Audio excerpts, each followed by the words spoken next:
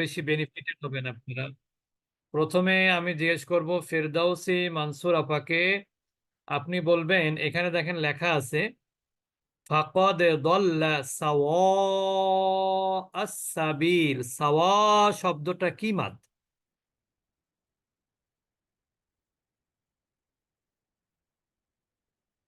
ফেরদাউসি মানসুর আপা বলবেন। Unmute mute mute হয়ে আছেন মনে হচ্ছে। আচ্ছা, শাহানা সুলতান আপা বলেন। জি, আসসালামু আলাইকুম। ওয়ালাইকুম। এটা এটা মাদ্দে মুত্তাসিল। কিসের ভিত্তিতে মাদ্দে মুত্তাসিল? এটা একই শব্দের মধ্যে আলিফ মাদের উপরে হামজা আছে, একই শব্দের মধ্যে হামজা আলিফ আছে। মাদ না, বলবেন বেসিক মাদের পরে হামজা আছে। জি, বেসিক মাদের পরে হামজা আছে একই শব্দের মাশাআল্লাহ মধ্যে। মাশাআল্লাহ। আচ্ছা, এরপর আমরা চলে যাব, তারপরে দেখি কোন শব্দ আমাদের চোখে আসে। এখন বলবেন হলো আমাদের ফেরদাউসি মানসুর আপা এখন আনমিউট হয়েছেন, আপনি বলবেন এবার। এখানে আছে খ ইনাতিম। খ ইনাতিম, এটা কি মাদ? মুনফাসিল, জি, মাদ্দে মুনফাসিল স্যার। কিভাবে মুনফাসিল আপা? এটা আলাদা আছে ইয়েতে। আলাদা না, দেখেন এখানে কিন্তু দেখেন এখানে স্পেস আছে, এখানে স্পেস আছে, এখানে স্পেস আছে, কিন্তু এখানে কিন্তু ওই ধরনের স্পেস না। এটা এটা বুঝতে অসুবিধা হতেই পারে। আসলে এটা স্পেস না, কিন্তু এটা একসাথে। একসাথে মানে কি, হামজাটা তো এক আরবি। একটা জিনিস তো আমরা জানি, আলিফ কিন্তু বাম দিকে কি হয় না, কানেকশন দেয় না। আলিফ কখনো বাম দিকে কানেকশন দেয় না। যদি আলিফটা এখানে বাম দিকে কানেকশন দিত তাহলে কিন্তু এটা লাম হয়ে যেত, ঠিক কি না? আলিফ যদি বাম দিকে কানেকশন দেয় সেটা কি আর আলিফ থাকে? জি না, লাভ হয়ে যায়। লাম হয়ে যায়। এই জন্য এটা কিন্তু ওইটা আলিফের সাথে হামজাটা কানেক্ট হয়নি, কিন্তু একই শব্দের মধ্যে আছে। তাহলে কি হবে এটা? মুনফাসিল স্যার, কি হবে? মাদ্দে মুনফাসিল। না আপা, একসাথে থাকলে তো মুত্তাসিল হয়। Attach attach. আপনারা বলেন না যে ওদের ওই ফ্যামিলির সাথে আমাদের একটা অ্যাটাচমেন্ট আছে, সেটাই হচ্ছে অ্যাটাচমেন্ট। মুত্তাসিল মানে কি, সম্পর্ক থাকা, কাছাকাছি থাকা, কাছাকাছি অবস্থান করা, সম্পর্ক মানে একটা মানে অন্তরের সাথে একটা ওই মিল থাকা, ঠিক না? এটা হচ্ছে মাদ্দে মুত্তাসিল। একই শব্দের মধ্যে যদি বেসিক মাদের পরে হামজা হামজা আসে তাহলে সেটা মাদ্দে মুত্তাসিল হবে। মানে আপনার প্রথমটা ঠিক ছিল যে দূরে, তাই, কিন্তু আসলে এটা দূরে না। আচ্ছা, এরপরে বলবেন হলো ইয়াসমিন হাসান আপা, কানাডা। আপনি বলবেন কলু। এখানে কয়টা মাদ আছে এবং কি কি মাদ আছে? আচ্ছা, কোথায় কালু এটা? আচ্ছা, কালু না, আহ কলু। কলু। কলু। হুম। আচ্ছা, কলুর মধ্যে একটা তো বেসিক মার্ক দেখতেছি আপনার কোনটায়? আলিফটা, আচ্ছা, আরেকটা দেখতেছি ওয়াও। ওটা কি মাদ? কালু, ওয়াও মাদ। ওয়াও মাদ হলে কি এটা দুইটাই কি একালিপ মাদ? না, প্রথমটা এক আলিফ আর সেকেন্ডটা হচ্ছে আপনার দুই হতে পারে, দুই। দুই কোনো আলিফ নাই তো। না, আচ্ছা, আমি বুঝতে পারছি না। কালুর মধ্যে একটা হচ্ছে আলিফ আবার মাদ, কা বলছেন কেন? কজ কব জবর ক হয়। অ অ, আরেকটা হচ্ছে আলিফ মাদ, একটা ওয়াও মাদ, রাইট? রাইট না, অমাত না ঠিক না, আছে, যদি কলু বলেন এই পর্যন্ত থেমে যান তাহলে ঠিক আছে। কিন্তু জি আপনি যদি পড়েন কলু ইন্না, এই যখন ইন্নাকে টাচ করবেন জি তখনই কিন্তু মাত চেঞ্জ হয়ে যাবে। এটা সবার জন্য বলছি। জি কলু যদি বলে কেউ থেমে যায় তাহলে কিন্তু ঠিকই আছে আপার কথা, যেটা ওয়াও মাদ। এখানে কিন্তু আর জি তিন আলিফ মাদ হবে না কিন্তু। জি বুঝতে পেরেছেন? কিন্তু জি যখনই আপনি কলু বলে পরবর্তী শব্দকে কানেক্ট করবেন জি তখনই আপনার কিন্তু এটা হবে অন্য মাদ। সেটা কি মাদ? হুম, এটা এটাকে মাদ্দেল। ইমান মাদ্দে মুনফাসিল না। কে বললো এখানে এটা? তো যে আমি বলি না না না, কিন্তু কেউ এখানে তো বললে হামজা কিন্তু, কেউ বলে দিলে আমাদের কিন্তু সিস্টেম আছে জরিমানার, জানেন কিনা আপনারা? 500 টাকা, ছোটখাটো জরিমানা না। আচ্ছা, কেউ এখানে তো আমি হুম আমি তো কোনো হামজা দেখতেছি না, তো এখানে আমি এটা কি বলবো? এখানে তো আর আচ্ছা, কিছু যদি দেখছি না। হামজা না দেখেন তাহলে এইটা কি অক্ষর আর এইটা কি কোনটা অক্ষর? এই দুইটা কোনটা কি অক্ষর? এটা কি অক্ষর আর এইটা কি অক্ষর? নিচেরটা কি অক্ষর? কোনটা নিচে আছে? একটা এই আছে যে এখানে দুইটা স্ট্যান্ডিং লেটার আছে, এই যে কলু, হ্যাঁ, কোন ওইদিকে না, লেটারের কথা? কলু না, এই যে এই পাশে দেখেন, সাইডে দেখেন লাল দাগ দিয়ে দুইটা অক্ষর, দুইটা দিয়েছি, টান দিয়েছি দুইটা, ও এটা কি? আচ্ছা, একটা আছে আলিফ, আরে, কালু। আর এটা কি? ও আচ্ছা, ওখানে আপনার বুঝছি, কারণ হামজাতে কোনো সময় নো সাউন্ড এটা হয় না, তো এটা নো সাউন্ড ছাড়া একটা আলিফ আছে।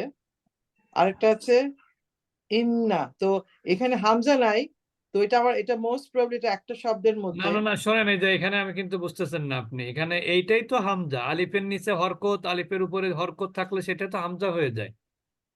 হ্যাঁ, এটা ভুলে গেছে, তো এটা হবে আপনার এই একসঙ্গে হামজাটা কিন্তু ডিটাচ হামজা, কারণ এইটা হচ্ছে একটা শব্দ। আর আচ্ছা আচ্ছা ইন্না, এইখানে ইন্নার মধ্যে হামজাটা কিন্তু ভিন্ন উদাহরণ আছে। শব্দের শুরুতে কিন্তু হামজা। আচ্ছা, তো এখানে জের আছে, তাহলে এটাকে হবে কলু ইন্না, তাহলে এটা মাদ্দে মুনফাসিল হবে। মুনফাসিল, এটা হ্যাঁ। হচ্ছে বেসিক মাদ, আর এটা হচ্ছে হামজা, পরবর্তী শব্দে হামজা। এখন প্রশ্ন আসতে পারে অনেকের মনের মধ্যে যে এই আলিফটা তাহলে কি? এই জি, আলিফটা কিন্তু না মাদের না কোনো কিছুর, এটা হচ্ছে যেহেতু গ্রামার, এটা হচ্ছে বহু বচনের একটা আলিফ, এটাকে বলে ফাসেলা, মানে পৃথককারী। এই শব্দ থেকে এই শব্দকে পৃথককারী আলিফ বলা হয় এটাকে। এই শব্দ থেকে এই শব্দকে পৃথককারী আলিফ এটা। এটা কিন্তু মাদের আলিফ না। যদি মাদের আলিফ হতো তাহলে তার পূর্বের অক্ষরে কি হতো বলেন তো? জবর মাঝে, হতো। আচ্ছা, আলিফ কখন জবর মাদ হয়? যখন তার পূর্বের অক্ষরে কি থাকে? জবর থাকে। জবর থাকে। যেমন কটা কিন্তু আলিফ মাদ, কারণ কি? এই আলিফের ডাইনে জবর আছে। জবর আছে, কিন্তু কিন্তু এটা তো আর আলিফের ডাইনে জবর নাই, এখানে কি আছে? আলিফের ডাইনে সাকিন আছে। তার মানে এই আচ্ছা, এই আলিফটা কোনো কাউন্টেবল না আর কি পড়ার ক্ষেত্রে। আচ্ছা, তারপরে আপনি একটু মনোযোগী হতে হবে। আচ্ছা, এরপরে চলে যাব হচ্ছে ডক্টর ইঞ্জিনিয়ার আবু সালেহ ভাই, বলবেন।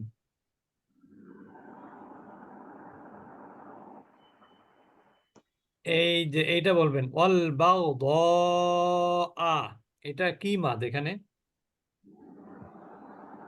আম, এটা হলো মাদি মুত্তাসিল। মাশাআল্লাহ, কারণ আই জাস্ট গেসড এটা একটা একটা ওয়ার্ড কি। আম, মানে একটা ওয়ার্ডের মধ্যে বেসিক মাদের পরে পরে আপনার হামজা আছে। হামজা আছে, জি। জি, মাশাআল্লাহ। আচ্ছা, এরপরে আরেকটা প্রশ্ন করব আরেকজনকে, এটাকে বুঝে নিতে হবে, যেহেতু আমি গত ক্লাসে থেকে থাকেন তাহলে বোঝার কথা। বিলকিস সিদ্দিকা আপাই বলবেন এটা, ইয়া আহলাল কিতাব, ইয়া আহলা, এই ইয়াটা কি মাদ? এটা হচ্ছে, চিহ্ন দেখে বললে কিন্তু ব্যাখ্যা দিতে হবে। জি, এটা হচ্ছে মধ্যে মুনফাসিল। কিভাবে মাধ্যম মুনফাসিল? এখানে তো দেখতে পাচ্ছি আমরা ইয়ার পরে আলিফ আছে, হামজা আছে, তারপরে হা আছে, একই শব্দ মনে হচ্ছে। এটা হচ্ছে বেসিক মাদ্দা। খাড়া জবরটা হচ্ছে মানে আলিফের জবরের বাম পাশে খালি আলিফ, মানে খাড়া জবর, এটা হচ্ছে একটা বেসিক মাদ। খাড়া জবরটাও একটা বেসিক মাদ। আর তো খাড়া জবরের পরে এখানে আহ খাড়া জবরের পরে বেসিক মাদের পরে ইয়ে আসছে, বেসিক মাদের পরে আসছে হামজা, তো দেখি না। আচ্ছা, আমি বুঝতে পেরেছি। আসলে এটা হচ্ছে, কেউ বলতে পারবেন? ওস্তাদ জি, তো উস্তাদ, আপনি মাঝে বলেছিলেন মুনফাসিল। এটা মাঝে মুনফাসিল ঠিকই আছে, কিন্তু ব্যাখ্যা দিতে হবে। ওস্তাদ, এটা ইয়াটা আলাদা শব্দ, সেজন্য ইয়া তো হে অর্থ বোঝাই, হ্যাঁ, সেজন্য। মাশাআল্লাহ। আমরা যেমন ইয়া আইয়ুহাল্লাযিনা পড়েছিলাম না, আসলে জি, মূলত এই শব্দটা ছিল এরকম, ইয়া আলিফ জবর ইয়া, আর এইখানে ছিল আহলু, আহলা, ইয়া আহলা। আহাল মানে হচ্ছে কি? পরিবার। মানে আহাল মানে কিতাবধারী যারা।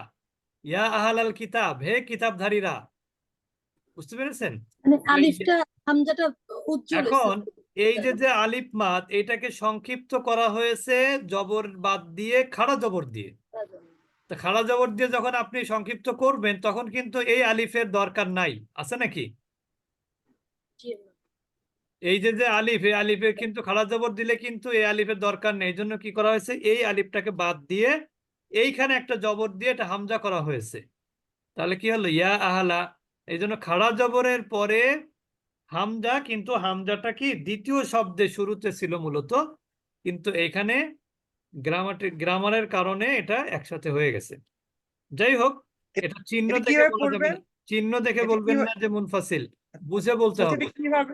এটা কিভাবে পড়বো? ইয়া ইয়া আহল আহলাল কিতাবি। আহলা। আহলাল, আচ্ছা আহল, আহল মানে হচ্ছে পরিবার, আচ্ছা ফ্যামিলি, জি। অনুসারী। আহাল মানে বিভিন্ন অর্থ হয়, পরিবার হয়, ফ্যামিলি হয়, মানে ওর অনুসারী হয়। বুঝতে পেরেছেন? আচ্ছা, এবার আমরা চলে যাব তারপরে কদে যা।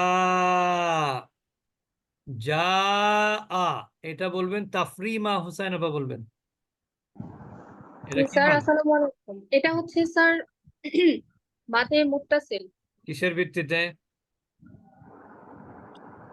এটা হচ্ছে বেসিক মাদের পরে হামজা আছে, একই শব্দের মধ্যে আছে, তাই বলতে একই হবে। শব্দের মধ্যে, একই শব্দের মধ্যে স্যার। বেসিক মাদের পরে হামজা থাকবে, এটা মুত্তাসিলেও থাকবে, মুনফাসিলেও থাকবে। মুনফাসিলও থাকে। জি, বুঝতে পেরেছেন? কিন্তু একই শব্দের মধ্যে হলে মুত্তাসিল, মুত্তাসিল আর ভিন্ন আর শব্দে হামজা হলে মুনফাসিল। মুনফাসিল।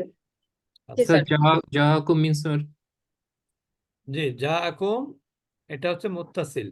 জাহাকুম মানে কি অর্থটা? যা এসেছিল, তোমাদের কুম মানে তোমাদের কাছে, এখানে কুমটা হলো অবজেক্ট। এটা ওই যে আমরা পড়লাম না একটু আগে, কা কুম, এই যে সেই কুম, প্রোনাউন, অ্যাটাচ প্রোনাউন এটা। বুঝতে পেরেছেন? জি, তাহলে যাটাই হলো একটা শব্দ, যা। যাটা এটা একটা ভার্ব, এটা হুম, পাস্ট টেন্স, আরবিতে বলে অতীতকালীন ক্রিয়া মাদি। মামা দেখো তো। রসুলুনা, এখানে সাবজেক্ট হলো রসুল, আমাদের রসুল। এই দেখেন, এই যে অ্যাটাচ প্রোনাউন হচ্ছে এখানে না। আমরা হুম, বললাম না কিতাবুনা, অর্থ কি? আমাদের কিতাব। হুম, হুম, রসুলুহু, তার রসুল। তাহলে আমার রসুল কি হবে? রসুল, রাসূলুনা, কি হবে? রাসূলুনা। রসুলি। রসুলি। রসুলি, ইয়া মাদ হবে শেষে, ফার্স্ট হ্যাঁ, পারসন হ্যাঁ। সিঙ্গুলার। তাহলে এখানে কি হলো, রসুলুনা, লুনা, রসুলুনা। এটা যাকে জিজ্ঞেস করবো সেই বলবেন রসুলুনা। এটার মধ্যে আম, নাহিদা আপা বলবেন কি কি মাদ আছে? আসসালামু আলাইকুম ভাই, আমি চেষ্টা করব। আম, রসুলুনা, এটার মধ্যে ওয়াও মাদ আছে। হুম, আর এখানে লুনা, আলিফ মাদ আছে। মাশাআল্লাহ। আর জি, আর এটা কিন্তু একটা নাউনের সাথে প্রোনাউনের অ্যাটাচমেন্ট, মনে রাখবেন। যারা 50% ক্লাস করেছেন তাদের জন্য এটা অতিরিক্ত, অতিরিক্ত কথা আর কি। যেমন এই রসুল শব্দ দিয়েও এক সর্বনামের সাথে যুক্ত করা যায়। যেমন আপনি বলবেন his messenger, their messenger, your messenger, এই যে যে কথাগুলো বলেন, এটা আরবিতে আপনি কি বলবেন? রসুলুহু, রসুলুহুম, রসুলুকা, রসুলুকুম, রসুলি, ফার্স্ট পারসন সিঙ্গুলার, রসুলুনা, আমাদের রসুল। রসুলুনা মানে কি? আমাদের রসুল। আচ্ছা, এরপর আমরা চলে যাব সামনে।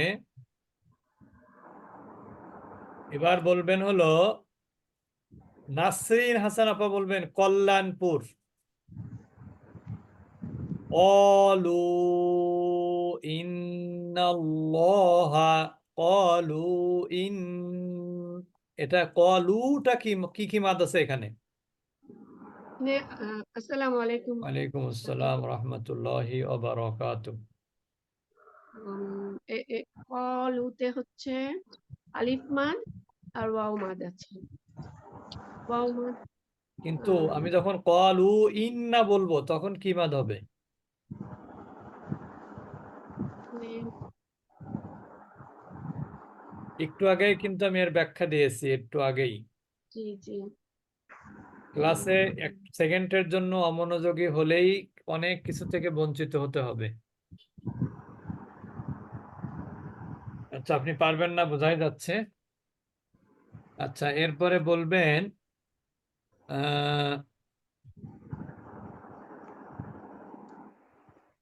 কিসমতারা আপা বলেন তো, দেরি করে আসছেন মনে হলো। হ্যাঁ ওস্তাদ জি, আমি অনেকক্ষণ আসছি, অনেকক্ষণ আচ্ছা, বলেন তো কলু ইন্না, এই কলু এই শব্দের মধ্যে কি কি মাদ হবে? ইন্না যদি আপনি পড়েন, কন্টিনিউ করেন যদি পড়া ইন্না পর্যন্ত, তাহলে কলুর মধ্যে কি কি মাদ হবে? আলিফ মাদ আছে আর মাদ্দে মুনফাসিল। কিসের ভিত্তিতে মুনফাসিল? বেসিক মাদের পরে জাস্টে হামজা আছে। বেসিক মাদের পরে পরবর্তী শব্দে হামজা, ঠিক না? হামজা আছে। একটা জি। শব্দের শেষে বেসিক মাদ আর পরবর্তী শব্দের শুরুতে পরে হামজা আছে। হামজা হামজা। আছে। মাশাআল্লাহ। যা উস্তাদ, একটা কোশ্চেন আছে আমার। জি বলেন। আচ্ছা, আমরা যদি ভুল পড়ি, মাদ ভুল পড়ি, তাহলে কি শব্দের অর্থ চেঞ্জ হয়ে যায় নাকি এদেরকে গুনাহ হয়? বেসিক মাদ ভুল করলে অর্থ চেঞ্জ হয়ে যাবে, কিন্তু আপনি 4 আলিফ 3 আলিফ মাদ না করলে অর্থ চেঞ্জ হবে না। যেমন এখানে দেখেন কলু, এটা বোঝাচ্ছে হচ্ছে তারা বলেছিল, তারা বলেছিল। কিন্তু আপনি যদি এখানে মাদ না করে যদি এরকম লিখতেন, দেখেন কলু, আপনি এখানে ক দিলেন, লামের উপরে পেজ দিলেন, তাহলে এটা কিছুই হবে না, কোনো অর্থই হবে না। উচ্চারণ তো একই রকমের। আপনি যদি এখানে মাদ না করেন তাহলে উচ্চারণ কিন্তু এটাই হবে। আচ্ছা বুঝতে পেরেছেন? আচ্ছা, কিন্তু আচ্ছা ওস্তাদ, জি, ওস্তাদ কয়টা মাদ ওখানে আপনার? কালু এখানে কয়টা দুইটা মাদ? মাদ, উনি তো বলেছেন, আপনি খেয়াল করেননি। এটা ক দুইটা। আলিফ মাদ, আর লুটা হচ্ছে মাদ্দে মুনফাসিল। আচ্ছা ক্লিয়ার এবার? জি। আচ্ছা, এরপর আমরা চলে যাব আরেকটু সামনে, দেখি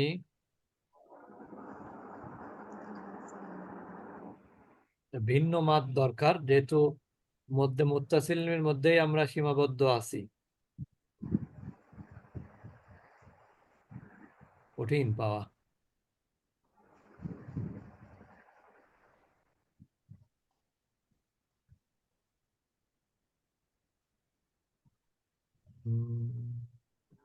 একটা একটা একটা আচ্ছা, দেখি শুরুতে চলে যায় একবারে, দেখি সূরা ফাতিহাতে চলে যায়। এবার বলবেন, হচ্ছে রাউদিয়া খাতুন আপা বলবেন। জি, আসসালামু আলাইকুম রহমতুল্লাহ। আসসালাম ওয়া রাহমাতুল্লাহি ওয়া বারাকাতুহু। এখানে দলিন এই শব্দের মধ্যে কি কি মাদ আছে? দলিন এখানে আছে হচ্ছে আপনার মাদ্দে মুত্তাসিল আর হচ্ছে ইয়ামাদ আর কি মাদ? আর মাদ্দে আরজি। ইয়ামাদও বলেছেন, মাদ আরজি বলেছেন, এই কথাটা সঠিক আছে। যদি আপনি লিনা বলেন তাহলে মাদ ইয়ামাদ, আর লিন যদি বলেন তাহলে মাদ্দে তাহলে আরজি। মাদ্দে আরজি হবে। কিন্তু আপনার আরেক জায়গাতে কথা ঠিক হয়নি, এখন বলেন ঠিক করতে পারেন কিনা দেখেন। আম, দল দলিন এটা মাদ্দে মুত্তাসিল না? মাদ্দে মুত্তাসিল হলে এখানে হামজা কোথায়? এই যে, ও আচ্ছা, এটা আলিফ তো না, এটা হচ্ছে মুনফাসিল। মুনফাসিলে তো হামজা লাগে নাকি? তা তো হামজা লাগবে, তো হামজা তো নাই। তাহলে তাহলে তাহলে এখানে হচ্ছে আপনার আলিফ মাদ, বেসিক মাদের আচ্ছা, আপনি জায়গায়, বেসিকের আপনি সাথে একটু মাদ্দে আরজি আসছে বলেই কি লাজিম হচ্ছে?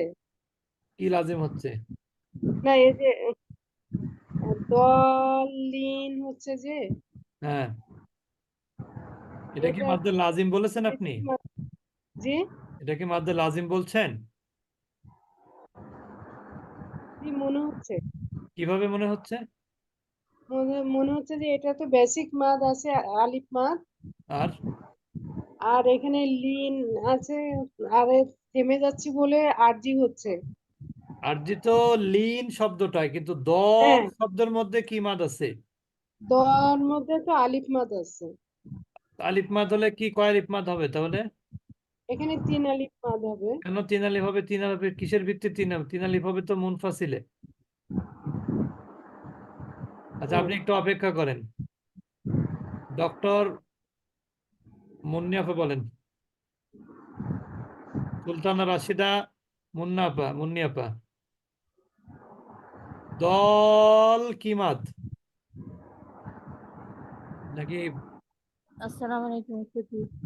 বলেন তো কি মাদ এখানে? দলিল এটা হলো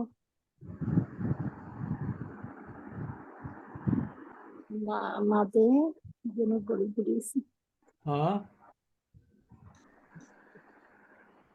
মাদে আরজি মাদ্দে আরজি।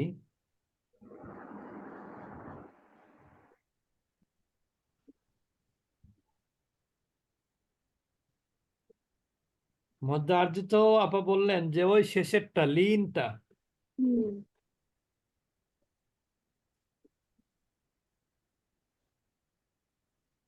বলেন।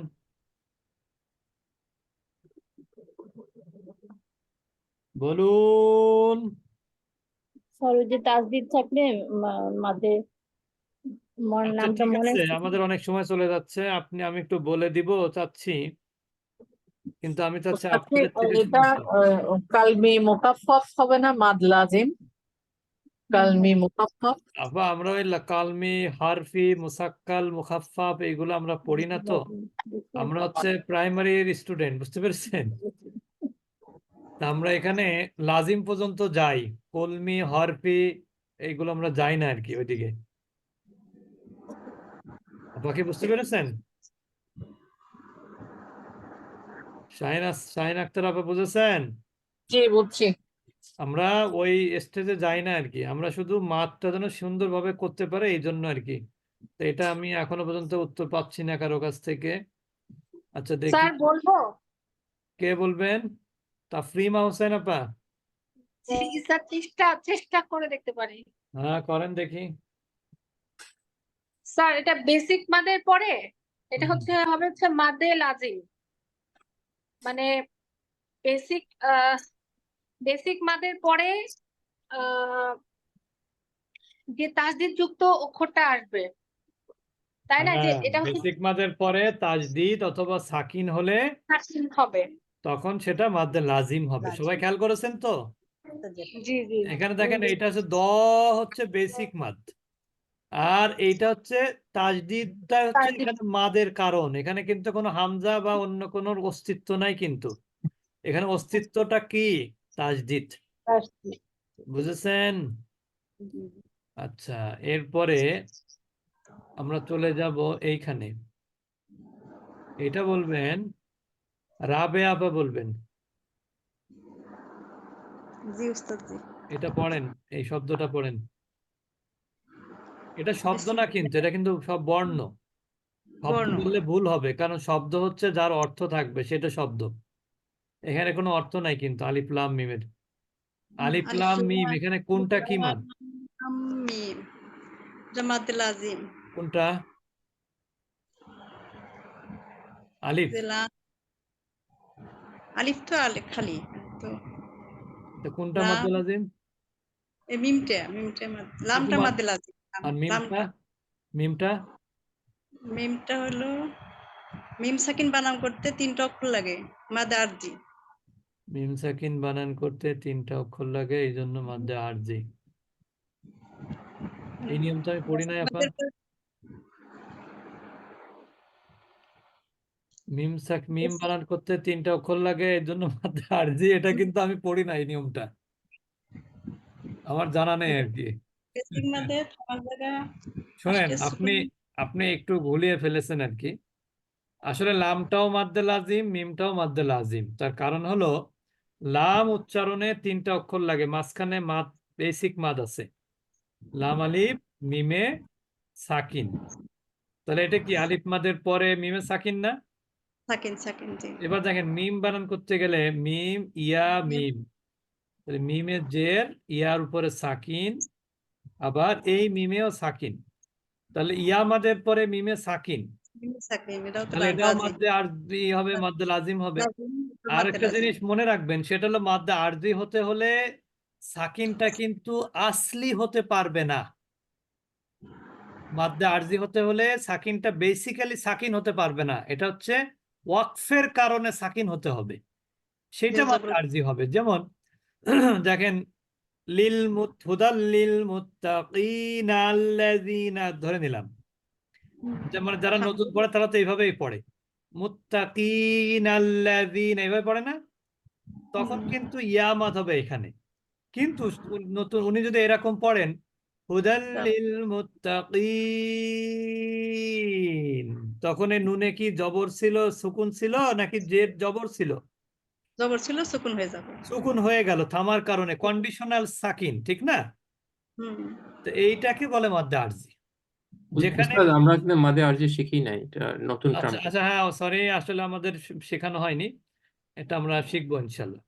তাহলে এটা হচ্ছে মাদ্দে লাজিম, এটা এই দুইটাই হলো কি মাদ্দে মাদ্দে লাজিম। লাজিম। আর আলিফটা কোনো মাদ নাই, কারণ আলিফের মধ্যে কোনো উচ্চারণে কোনো কি নাই, মাঝখানে মাদের হরফ কিছুই নাই, নাই। এই জন্য এটা আলিফ মাদ না, কোনো মাদই না এটা। আচ্ছা, এরপরে আমরা চলে যাব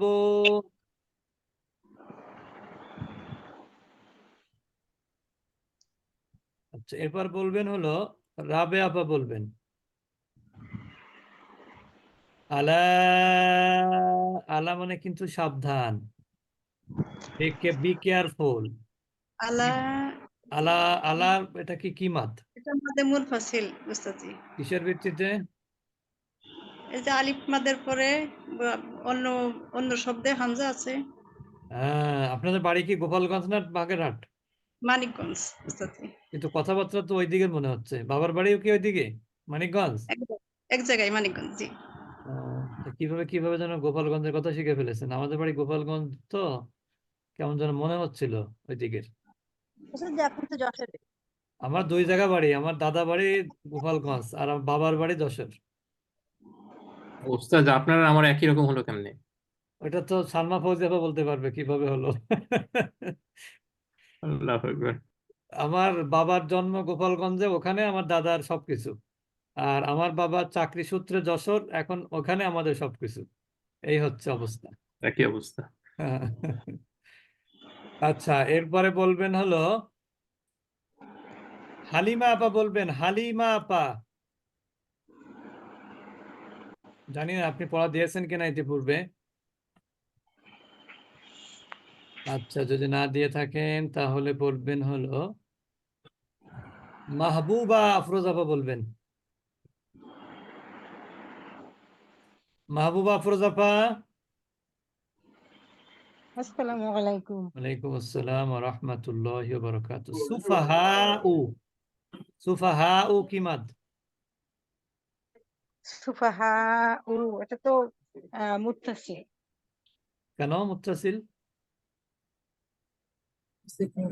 সুফাহা উ, এই যে একই সাথে তো সুফাহা ও হামজা আসছে, তো আর বেসিক মাদের সাথে হামজা আসছে না একই শব্দের ভিতরে। হ্যাঁ, মাশাআল্লাহ, ঠিক আছে। তাহলে আমরা মোটামুটি আজকে যতটুকু প্র্যাকটিস করলাম, এটা ভালো হলো না খারাপ হলো? ভালো ভালো আলহামদুলিল্লাহ। হলো। ওস্তাদ জি, আমি আলিফ লাম মিম কিন্তু আমার ছেলে কথা বলতেছিল, লামটা যে লাজিমটা, হুম। লাম মিম, আপনি যে ওই যে লামটার ইয়েটা আমি বুঝতে পারলাম না। আচ্ছা, এই লাম এখানে হচ্ছে বেসিক। আমি বলি, এখানে কিন্তু অনেকে দেখতেছেন মিমের উপরে তাজদিদ আছে, এটার একটা কারণ আছে, যেহেতু আপনাদের পড়ানো হয়নি ওই জন্য আমি ব্যাখ্যাটা দিলাম না। এই যে মিমের উপরে তাজদিদ, এটার কিন্তু একটা কারণ আছে, বেশ সেই কারণটা আমরা যখন গুণনা পড়বো তখন এই কারণটা বলবো ইনশাল্লাহ। আর এই যে যে লামটা, লামটা হচ্ছে বানান করতে এইগুলোকে বলা হয় হরুফে মুকাত্তাআত।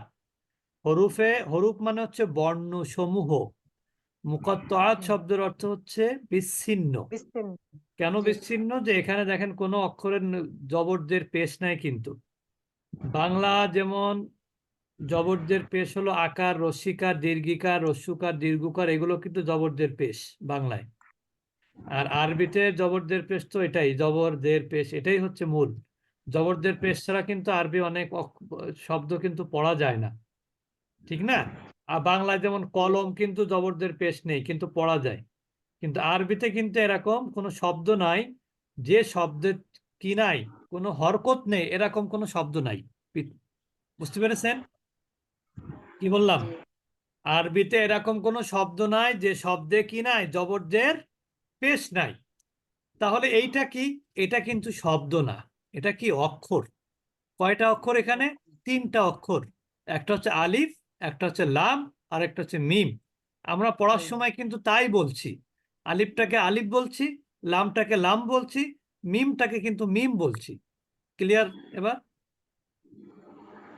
আর লাম উচ্চারণ করতে গেলে 3টা অক্ষর লাগে, যার মাঝখানের অক্ষরে বেসিক মাদ আছে এবং তার পরের অক্ষরে সাকিন আছে।